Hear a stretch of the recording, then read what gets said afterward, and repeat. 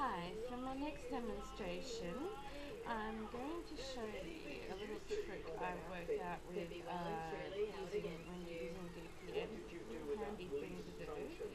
What you do is when you want to do a pearl row, have your previous needle in previous DPN, double point needle, underneath where you want to do your pearl row. Bring your thing over here.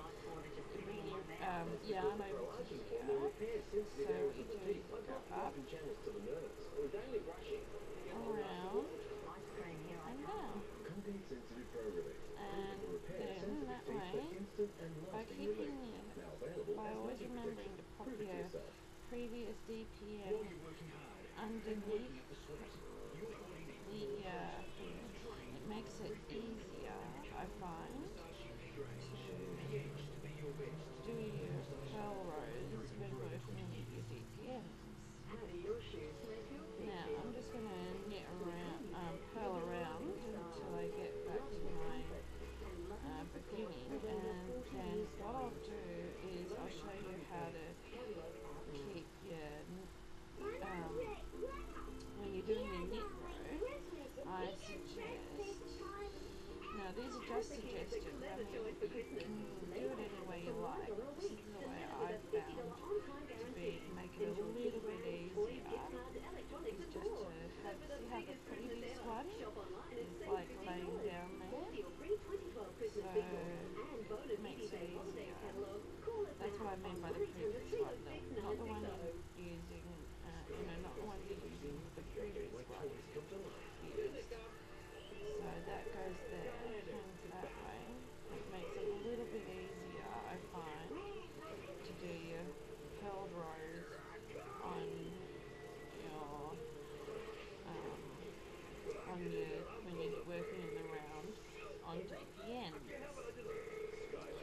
So now I'm almost back to the other row. Almost back to the end of my row. And as you can probably see here, I'm using a coloured rubber band because I discovered that if you use a coloured rubber band as your marker, it's a lot easier. Coloured rubber bands should be available at any good stationery store or any good newsagents or something like that. So yeah, just have a little, pop into your local stationery shop or newsagent, see if they've got if they've got any coloured rubber bands, and what you need to do is kind of fiddle with them like by doing these things like that, just do that and that and that until you've only got two things left, and yeah, that's easy peasy.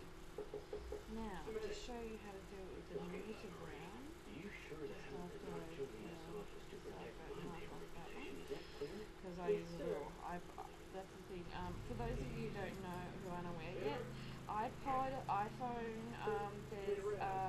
if you've got iPods or iPhones out there, there's knitting applications for those. There's a knit row counter application out there, so I just thought I'd mention that. I have an iPod, so I use a knit row counter that I have on there. So I got from and I think it's an iPhone app or an iPad app, I can't remember anyway.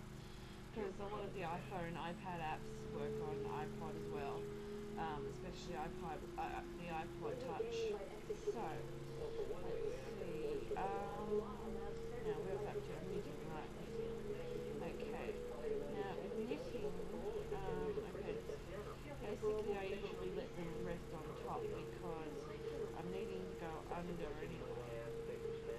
So, because basically, as most of you have worked out by now, when you do a knit stitch, you're technically going under the needle, so it's actually best if your previous